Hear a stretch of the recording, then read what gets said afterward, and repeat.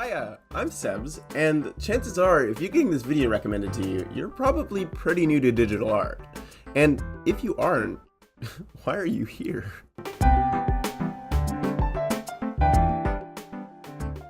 From what I've noticed, there's been this huge boom in people wanting to become digital artists these days. And that's great, but it feels like there's this massive wall between program diversity, where some programs cost way too much money, or some programs are free, but aren't that good. So, are there any really good free art programs?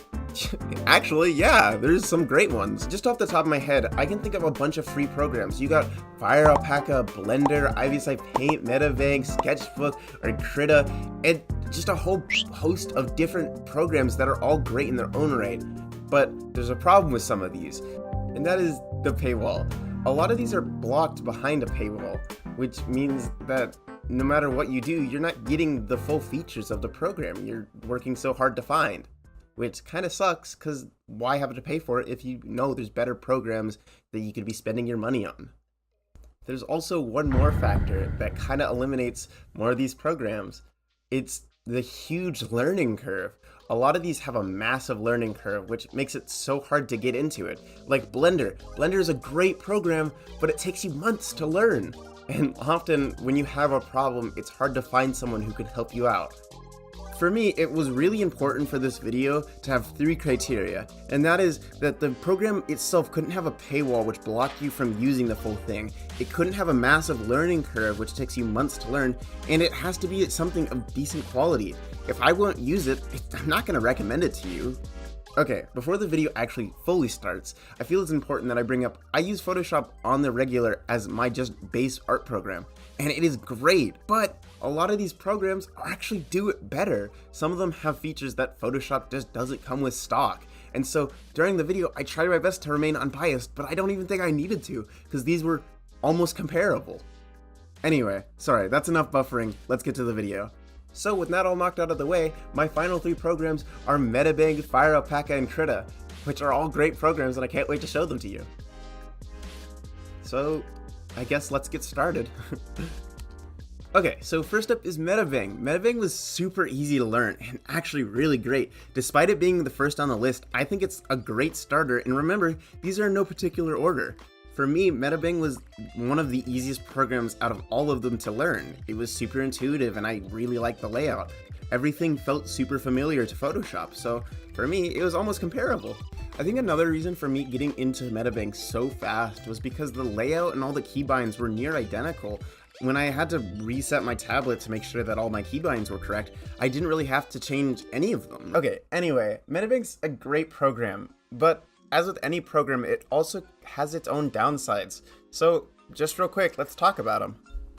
First off, again, I really want to state Metabang's a great art program, but when it comes to the drawing experience in every art program, that is what I'm looking for, and Metabang just somehow felt wrong. It was slippery at times and hard to recreate my own style. Heck, when I tried to, my own art style, which is already very sketchy, turned more sketchy somehow. And it kind of really turned me off to the program. I'm sure if I had more time to just use it and get used to it, I would honestly love it. But that really turned me off to the whole program. And it kind of affects my score for it, but overall, the program's great. Also, I feel it's important to say, I don't think this is a program thing, but when I first started, I had to restart the program multiple times just to get my pressure sensitivity to work. I even checked with other programs and it was working fine, but just with Metabang, for some reason my pressure sensitivity was not working at all, and then suddenly it was. So, you know, I don't know. Just thought that might be a little important. Okay, next up, Fire Alpaca. Honestly, I could see myself using this as just my stock program. I really enjoyed using it, except for the fact the layout is on constant light mode and I can't change it no matter what I do, and it's so intent on blinding me, I can't see, holy shit, why isn't there a dark theme? Okay, so outside of Fire Alpaca, you know, trying to blind me, when I first opened the program, I didn't think it was going to be as good as it was. Honestly, when I looked at it, it felt super dated, and I don't know, I looked at it and I was really turned off by just the whole layout. But that wasn't a problem in the end because everything is basically all customizable. I didn't, but you can if you want to. And when I was actually just drawing, I didn't even notice. I just toned it out, I guess. In comparison to Metabang, Fire Alpaca felt great. The drawing experience was amazing. It didn't feel slippery at all. It almost felt like I had smoothing on, but I didn't. It felt like a drawings program should. I was easily able to replicate my own style. It felt natural, and in comparison to Photoshop, it almost feels identical. Fire Alpaca also comes with a few features that aren't in Photoshop, or are in Photoshop, and it's just comparable. Like the perspective grid. Again, same as Metabang, Fire Alpaca comes stock with a perspective grid, which is just proof that almost every art program should have it, and it's weird that Photoshop doesn't.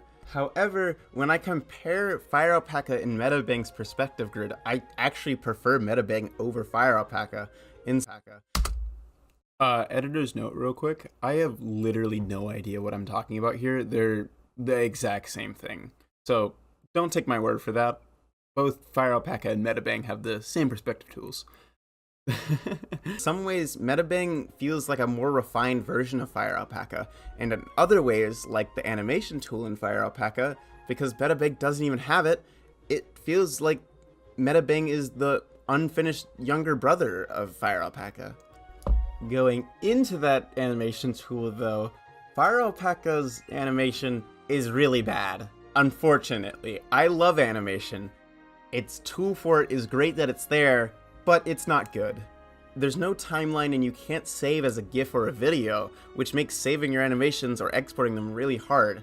You also can't watch it while you're making it, so those problems are only glaringly obvious until the very end, where then you have to guesstimate what frame it's on. So the animation tool isn't the best.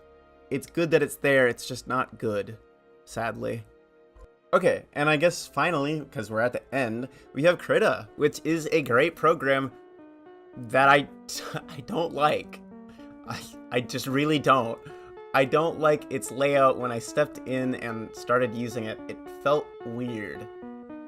Krita itself is a great program. I don't think I had enough time to use it though.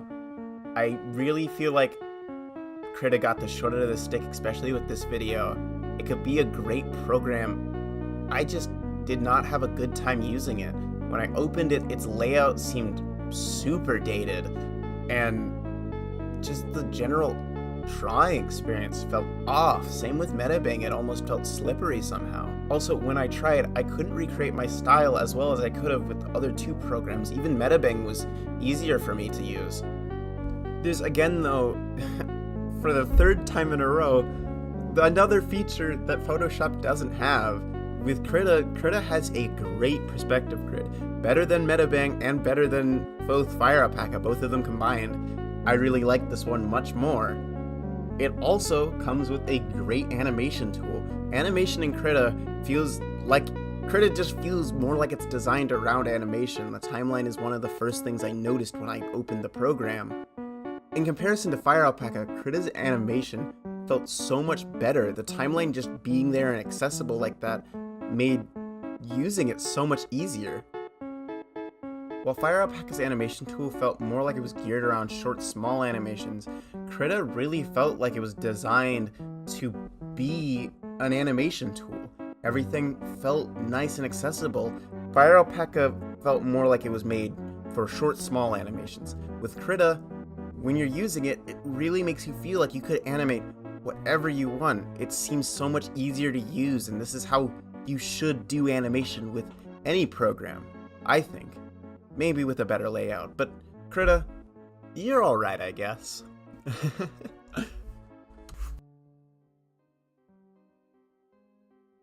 Okay, out of all of them, I would probably recommend Metabang out of all of them.